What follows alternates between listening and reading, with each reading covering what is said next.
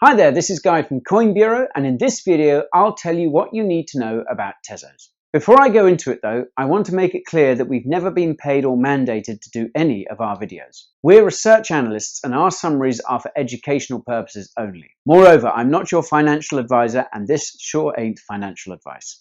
Oh, and one more thing. If this is your first time at the Bureau, then you may want to subscribe to keep up to date with our daily reviews. So let's jump right into Tezos. Tezos is a project that is developing the world's first self-evolving blockchain. Essentially, a blockchain that can amend itself through a process of on-chain governance. It is also a smart contract blockchain, which means that developers can build dApps on it, like they can on blockchains such as Ethereum. Of course, Tezos is perhaps best known for the blockbuster ICO that it held back in 2017, as well as the resulting infighting that ensued.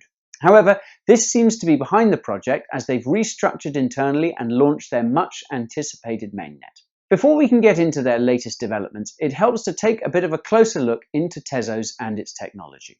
First and foremost, when it comes to a blockchain consensus, Tezos has what is called liquid proof of stake, LPoS.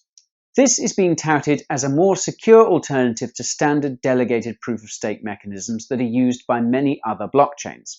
With the LPoS mechanism on Tezos, users will be rewarded for helping to maintain consensus on the blockchain. In fact, the staking rewards of Tezos are currently the highest of any staking coin. Oh, and here is a delicious fact. On Tezos, the process of staking is called baking. There are currently over 450 bakers on the network.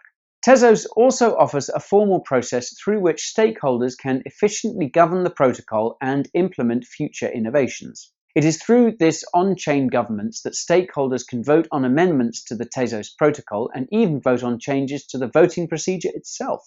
The benefit of this is that these votes and upgrades are programmatically enforced and cannot be changed. This will avoid the political deadlock that has led to numerous hard forks on other blockchains. This is because no one group will have enough power to force their will on the community. Tezos is also unique in that they use a generic network shell which is compatible with the different transactions and consensus protocols a blockchain needs. And finally, the source code of Tezos was implemented in OCaml, which is a much faster, flexible and functional programming language. Oh, now don't worry if any of this was unclear to you. You can read our complete Tezos review in the description below. Now, another central component of the Tezos blockchain has to be their native coin called Tezzies. These have the XTZ ticker. They are the fuel that powers the Tezos blockchain, and apart from being used in transactions, they're also kept in wallets for those who are baking. Tezzies were issued in one of the largest ICOs of 2017. They raised 66,000 Bitcoin and 361,000 Ethereum for a total of just over $232 million at the time. These were sold to contributors in the ICO at a price of 47 cents per Tezzy. Since the ICO, the coin has been on a wild ride. This is all in relation to the scandals that have dogged the project, something I'll touch on in a bit. XTZ reached an all-time high of over $10 in the market frenzy of late 2017, but has fallen considerably since. Surprisingly though, it is still trading well above the ICO price, so faring much better than most of the other projects. Anyway, let's move on to the broader Tezos team and ecosystem. Tezos was founded by Arthur and Kathleen Brightman. They have backgrounds in algorithmic trading and consulting. The husband and wife duo had been building Tezos out for 2 years prior to the ICO, so it has a more established track record. In fact, in the ICO, they even got backing from the likes of Tim Draper and Polychain Capital. However, after the ICO, the project faced numerous challenges given the nature in which it was structured. The source code was owned by a company that was controlled by the Brightmans, a company called Distributed Ledger Systems. However, they raised funding for the ICO through a Swiss foundation. This was controlled by a man called Johan Gervers. Long story short, Gervers was making it difficult for the project to move forward, and there was intense infighting at the foundation. There were also delays for the Tezos launch, and some users in the US were considering a class action lawsuit against the project. Having said all of this, it seems today as if many of these issues seem to have been ironed out. Gervers was replaced, the project released, and eventually the mainnet and lawsuits seem to have gone away. So in the end, a positive result. You can read more about the extended Tezos saga in our long-form review if you want more info. Let's take a look at the Tezzies market. XTZ is currently trading on a number of exchanges. These include the likes of BitMax, Kraken, OceanX, Huobi, and Gate.io.